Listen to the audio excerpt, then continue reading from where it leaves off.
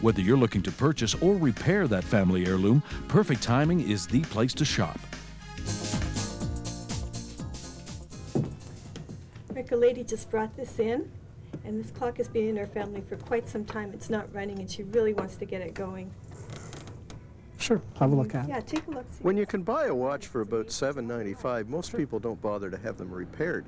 So most of us never see the inside of a watch repair shop. But watchmakers like Rick Brownbill are still in great demand. Many families have an old heirloom or pocket watch that once belonged to great-grandpa that no longer runs. Here at Perfect Timing in Barrie, Rick specializes in bringing them back to life. Watchmaking's been around ever since there's been watches, so I guess early part of the 16th century. Watches first, I guess the first watches were really put into use around 1550, 1570, somewhere around there.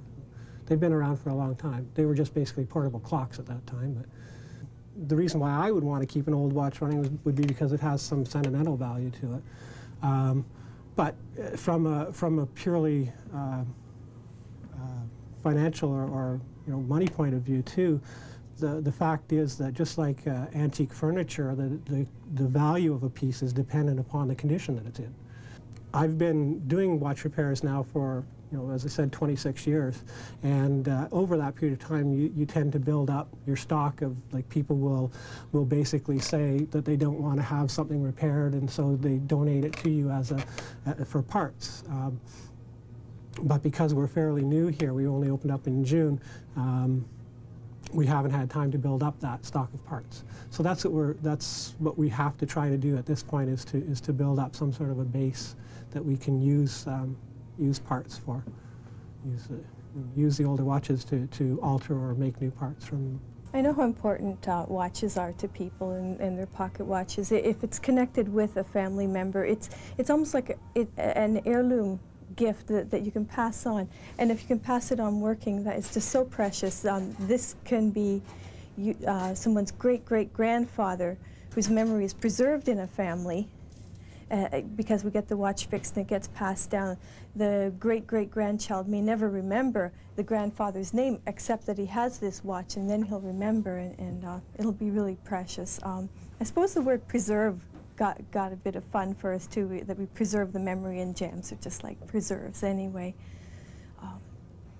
Chose the food bank because a couple of years back my own daughter had to go to the food bank. It was a very difficult situation, and we were so impressed with the respect that Dennis Willer spoke to my daughter with and interviewed her with, kept her dignity through the whole situation, and she was so embarrassed. And even now when I think about it, it chokes me up, the way she was treated, and I really wanted to do something in return on a continuum basis. And that's why we'd like to do this for the whole of '98. Seeing Grandma's watch keeping perfect time again is like having a living part of her still with us. And knowing that you're also helping someone who may need help from the food bank gives you a warm experience too. So bring that dusty old watch or clock into Perfect Timing here in Barrie and help spread the sweetness a little further. I'm Brian Davis for Plugged In. Some of us will set our clocks tonight before we go to bed. Others will spend the entire day tomorrow setting clocks.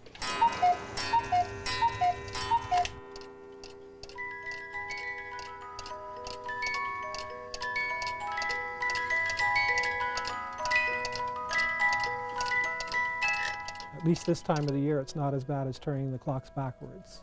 What we'll do is start tomorrow, actually. We'll come in tomorrow, even though we're not open on Sunday. We'll probably come in for a few hours and get them all reset to the proper time. Daylight savings time actually begins at 2 a.m., but you can set your clocks before you go to bed. Here's a bit of trivia for you. Saskatchewan is the only province that does not spring forward, and Nunavut has 3 different time zones, so some people will be springing forward, others will be falling back, and some will stay the same. Sounds like a dance to me. I know. That's exactly what it is. It might be a good idea to take a nap maybe tomorrow, because we're all going to get a little bit of less sleep. So here's an idea, right? Yeah, that's what we need. Yeah, that's what we need right now. That's it for our show tonight. Make sure that you watch us at 11 o'clock. You have a fantastic evening.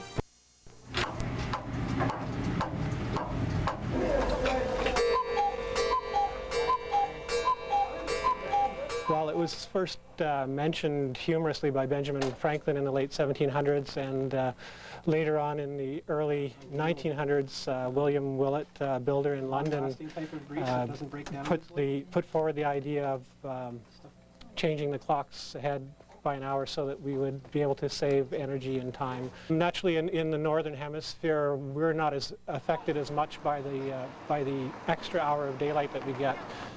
Still, even in northern Ontario, we benefit a lot because of the fact that we have longer daylight hours. That means that people can get out of their houses more. 2 o'clock, if you're up and about, to turn your clocks ahead. If not, then remember to turn them ahead before you go to bed.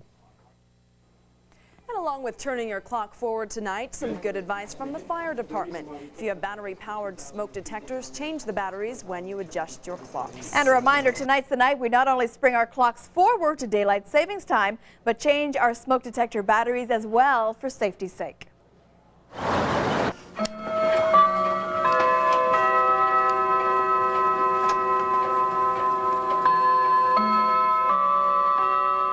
It is April 4th, 1998, and this is the night that we're supposed to set our clocks ahead by 1 hour, but we're getting a head start on it here at perfect timing because we have so many clocks to set.